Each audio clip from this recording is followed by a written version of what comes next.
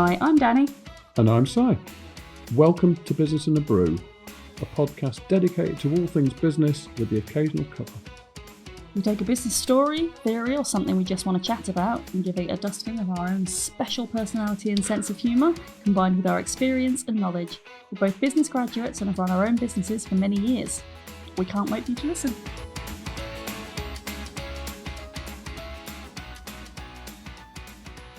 Hello, Dan. Hello. All right, that was a false start, It wasn't was a false start, yeah, it's fine. Okay. It's not the Grand National. Okay, well, want to just have a discussion with you about change management here. Okay.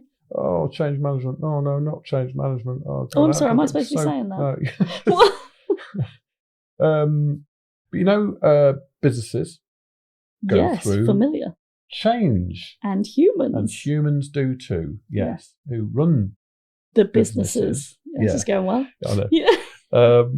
But there's a thing that happens when a business grows or a business becomes more long in the tooth. It kind of needs to adopt systems and procedures and practices. Does this only apply to businesses over a certain size or any size? No, I think it's any size, because you end up getting friction occurring because no one likes change. Human beings do not like change. Yeah, even the simple changes, like when I moved from doing all my invoicing on a spreadsheet to using a system, there's still a lag of a learning process and a remembering to do it over here instead of over there. And pain associated with it. Yeah. But change in companies can actually often lead to rejection. And this then presents a bit of a problem. So I did some study around this. And I've also seen this happening, and I hear this anecdotally from clients, that they go and adopt a new system. Mm-hmm. The people within the organisation are supposed to adopt it as well. And what happens if the people internally don't adopt it, or don't want to adopt it, or resist it? And is that a top-down introduction of newness? Yeah, well, here's the thing. It's right, I'm going to come into that, because I want to just kind of go through a few kind of elements that kind of take you on a journey of change. Ooh, journey of change. It sounds like a fairy story. There's a brilliant expression by a bloke called Jim Rohn. I think that's how you pronounce it, R-O-H-N. Yeah. Or it could be Ron, couldn't it? If you fail to change, change will change you. If you fail to change will change you. Yeah. Yeah, okay, fair. Yeah. Yeah. Because you have to adapt. You either have to adapt to the external environment, or it forces its change on you. To the internal environment. Yeah.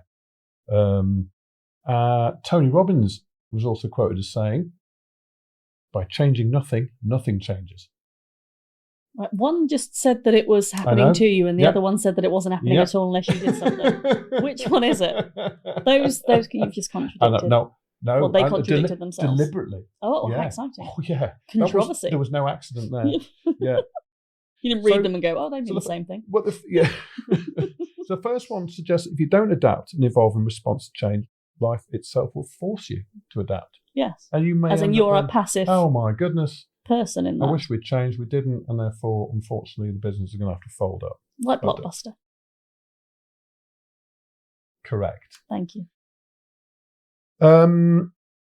There's an importance to remain flexible and agile to a degree, and arguably the bigger the company, bigger the organisation, the less adaptable, the less flexible, and the less agile. Yeah, in the same way, the larger the vehicle, the harder it is to do a 3.10. Yeah, or the animal, like whale. It takes a long time for a whale to turn around. Does it? As opposed to a little fish. Yeah. I suppose it does. They've got further to... Anyway, that's not important. And resisting it can lead to problematic or basically potentially negative consequences or unforeseen. Be personal habits, dietary habits, let's say, attitudes, relationships, or even career path. Mm-hmm. But on a corporate scale or on a business scale, the ability for the business to be able to adapt. So there's a requirement for what would be termed proactive adaptation, which is to spot that there's something coming And in a business... Being prepared for Yeah. change. Yeah.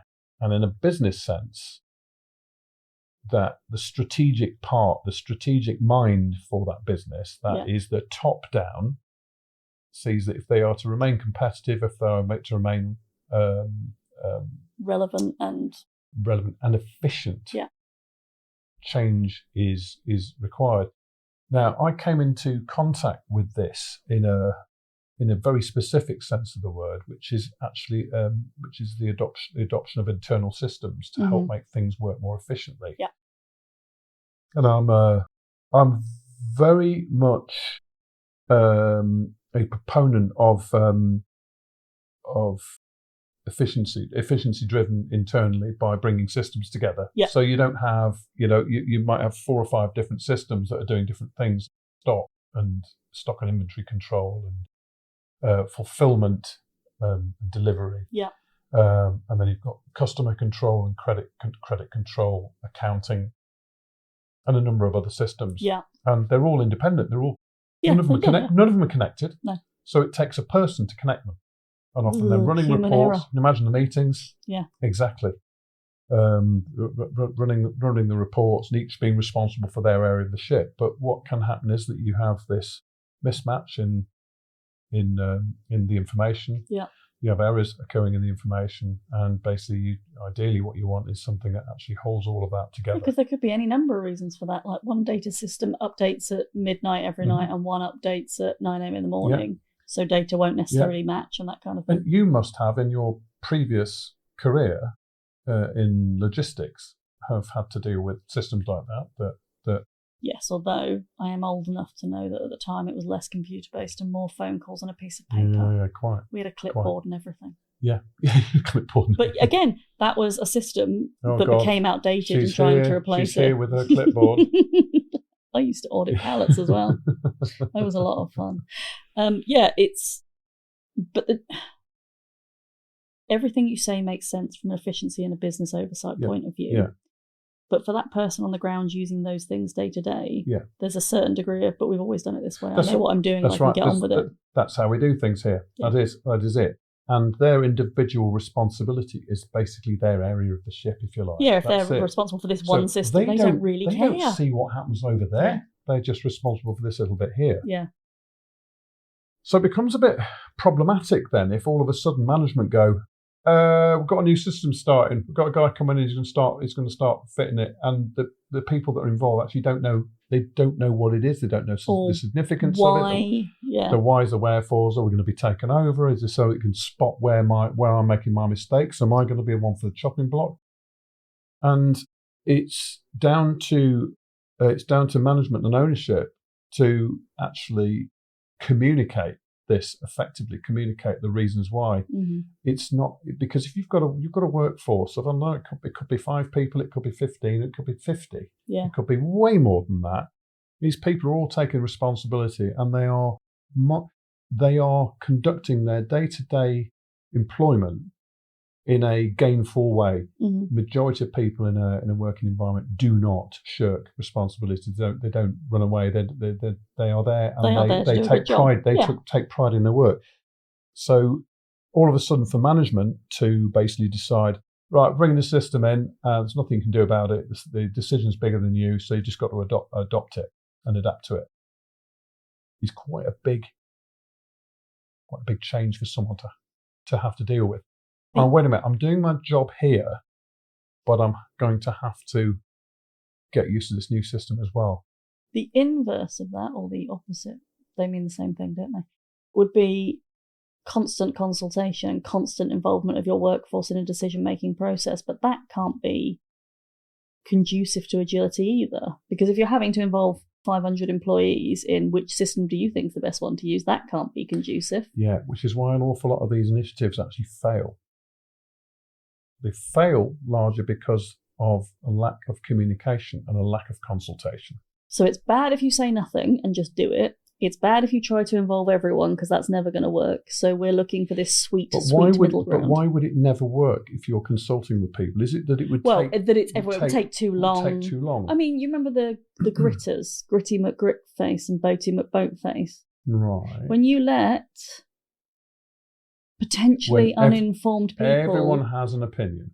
You're potentially going to get the wrong answer because, as you said, they care about their system, this thing they're doing. They don't see the bigger picture. Actually, they couldn't care less if it connects with purchasing and accounting. They just care that it does what they need it to do. Yeah, but the research, the evidence says that the organisation that communicates what it is going to do and why it is going to do it.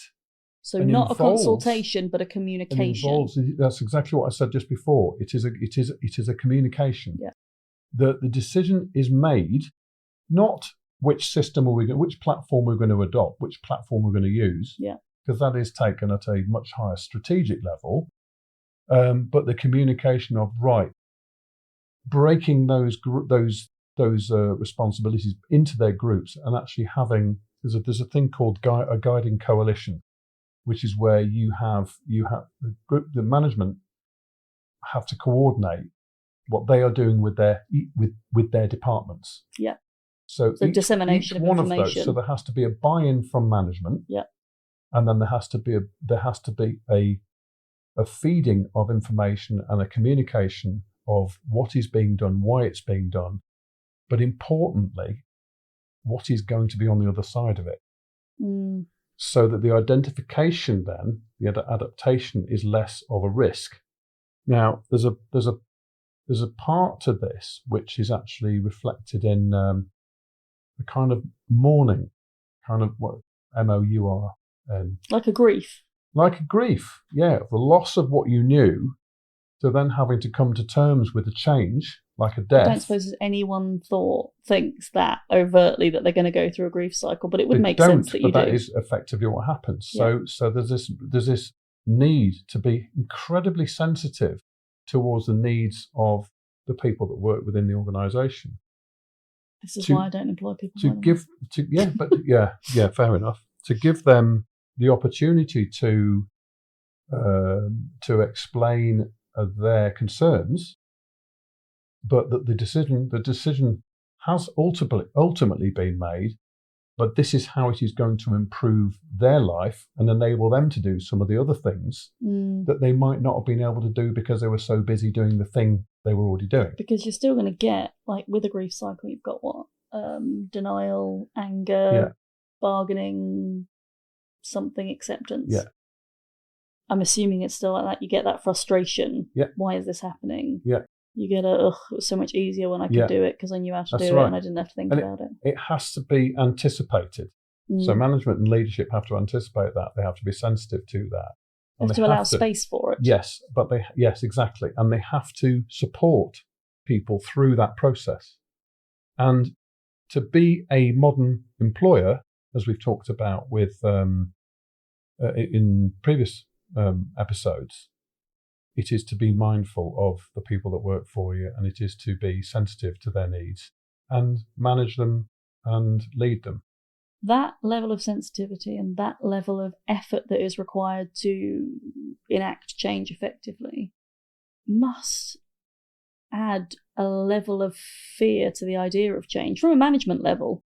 Because the amount you have to go through, not only do I have to find a new system, not only do I have to change all the paperwork over and get all the new files uploaded and all the rest of it, I have to make sure there's space in the workforce to communicate. I have to make sure they're all happy with it. I have to provide, I don't know, someone for them to talk to if they don't know what they're doing and training. Yeah. It almost makes it absolutely like a worse prospect to change. No. Well, yeah, the other side. But there becomes a point where change is absolutely necessary. Yeah, you've got no choice. Efficient. Yeah. So inefficient workplace, efficient workplace on the other side of it. Everyone benefits from it, but that communication has to take place. And the organisation, so the evidence says, the organisation that just adopts and then expects everyone to deal with it, basically leads often to failure. And the adoption of these internal systems, ERP, for example, electronic resource planning, but it binds all of those systems together. You can't just drop it in and it miraculously works. It takes months and months and months for all of that to be programmed fully, which is where you need the platform provider has to come in and do all of that. And the experts in-house, I assume, to support with, well, we need it showing the purchase order number before Absolutely. the date or whatever. So it becomes a two-way communication. Yeah. Becomes a two-way communication. You are reliant on the internal staff then to actually make sure that the external developer knows what they're supposed to be doing. Yeah. So that's why you need this guiding coalition, which is actually in each department there has to be someone internally, so not only management, but the internal personnel within that section to actually accept that there is a requirement for it, B, their participation in making sure that works smoothly is going to make sure it's successful on the other side. Like championing it almost, taking people who are going to pick it up as super users and understand the process. But it's not, it should never be seen as on the other side of this, we're going to be losing 50% of our staff because we made ourselves all efficient because it's because that would be diabolical to do that. But those people are often under significant pressure. So if you imagine an organisation, a growing organisation that's got a number of staff in each section, they actually may well be under significant pressure, which is where the inefficiencies are coming from, where bottlenecks may form. Yes, they've always got a full inbox. And they're always frustrated by the bottlenecks. Yeah. So it's where solving this problem actually alleviates bottlenecks and then it actually makes for a much more efficient set of processes. Mm. So really it was just exploring the requirement for change. Change for change's sake is pointless, but change management is required to take a business from one state to another state. So what are the top things you would say any business needs to be effective at change, to be effective at change management? The top things, well, know why they're doing it. So it's not just change for change's sake, it's got a purpose, it's got a direction. You would not invest, I don't know, £100,000 in a new system, £200,000. It could cost more than companies that do that. Yeah. To know exactly why you're doing it. But actually that alleviation of problem areas within your internal systems by adoption, communication of that, but then communication internally and also back externally to help that to go smoothly, but then also the preparedness to support internally and to help people go through what is likely to be a grief cycle. Oh God, it didn't used to be like this; it's now like this. Because that will happen. That will happen. But to actually ensure that whatever is hoped for on the other side is achieved, because overall those elements all work together. I mean, it seems like a really simple set of rules for adoption. Something that in theory is going to happen to you anyway. But it doesn't matter how big or how small that changes. It could be anything. I mean, it could be a new manager, for example. It could be a new managing director comes in. There's going to be change, but that new managing director, that they are going to be implementing changes. It could be in changes to management structure. But anyone coming in to even perform that role as a human being has to be mindful that there are people whose nose are going to be put out of joint. Because they wanted the promotion or they liked their boss or it was easier under so-and-so. Yeah, but that is going to enforce change in those internal people. Yeah. So that communication has to be really sensitively handled. Now, the business these days that doesn't handle things sensitively like that, no matter how small the change, is missing a point when it comes to their own internal people. Those people they end up depending on to help them move to the next stage. Yeah. So change at one end, but you need those people internally to follow the leadership on that journey. Yeah, to make sure the change on the other side of it is actually effective. Yeah.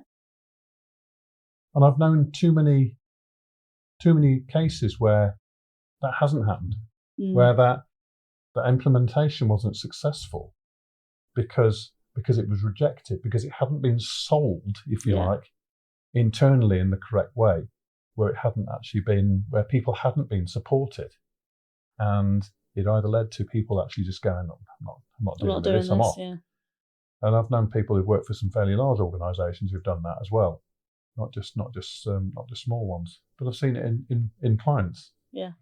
And I just wanted to explore it really. So, have you had yourself any?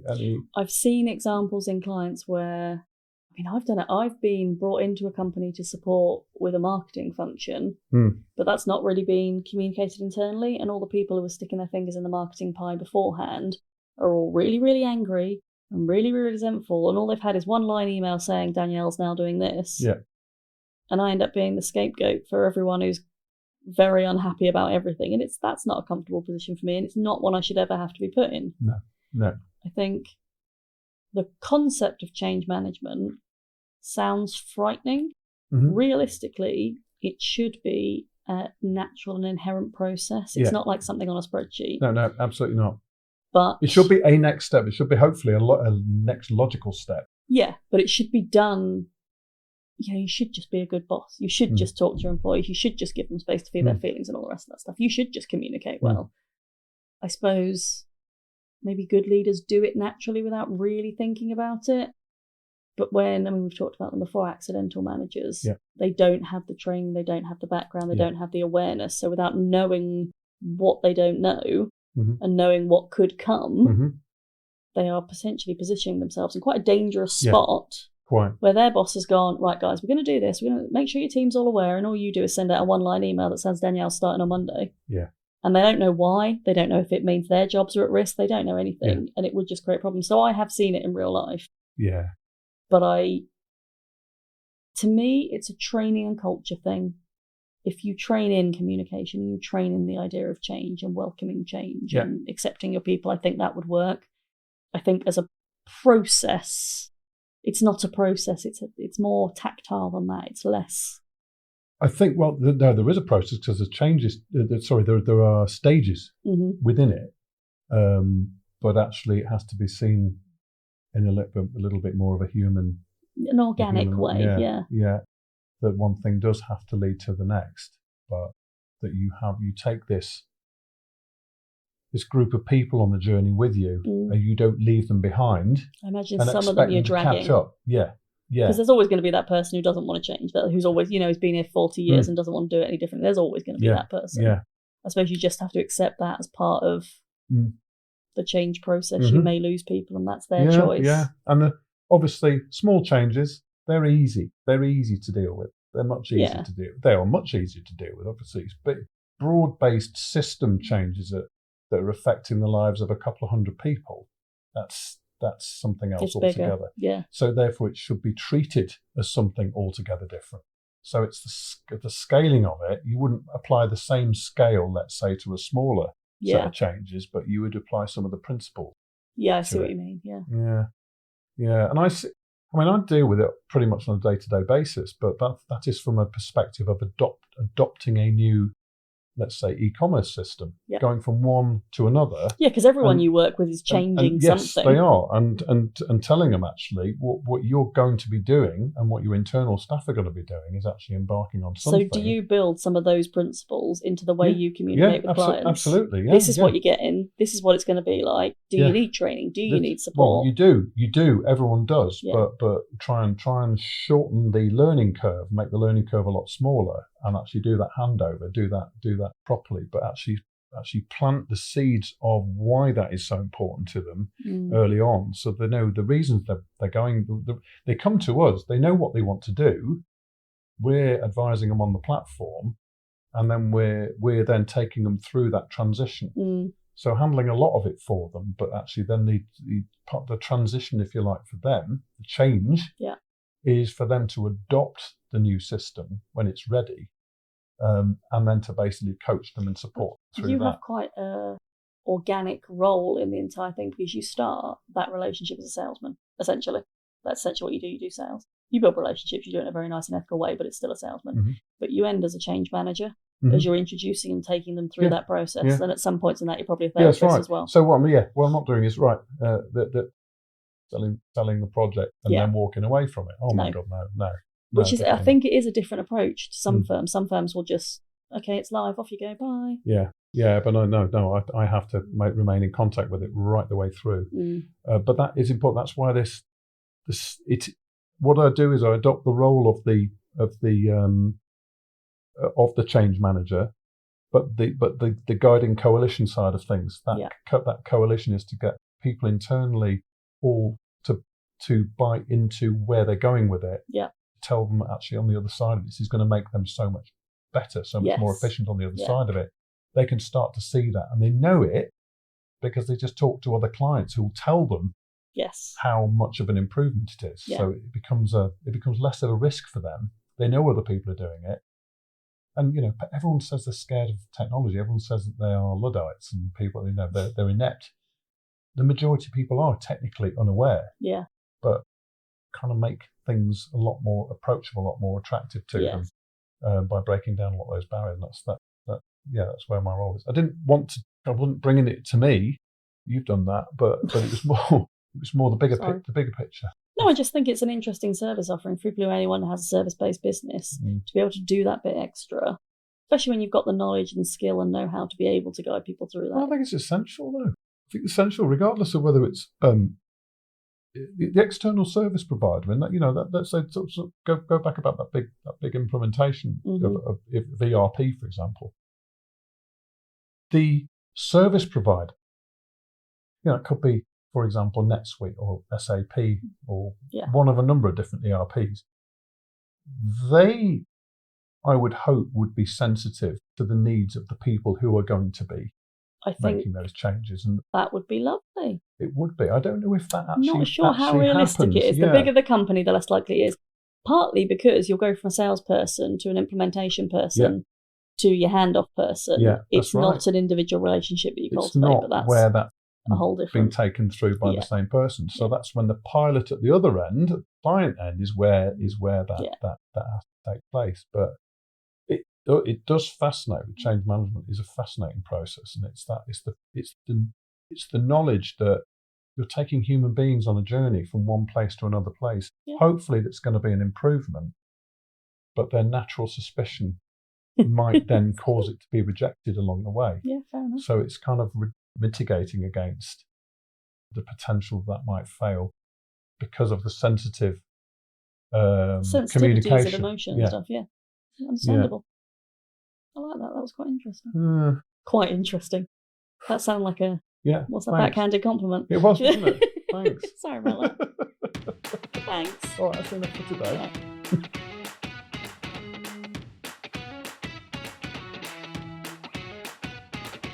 Thanks for supporting us by downloading and listening to this episode. And a massive thank you also to Donnie, Emily, Nat and Lewis and the BTD Studios for all your expertise in bringing our podcasting dream to reality. We'd love it if you commented on this episode, as we'd really like to know what you think and what you might like us to cover in future episodes. And we'll see you on the next one.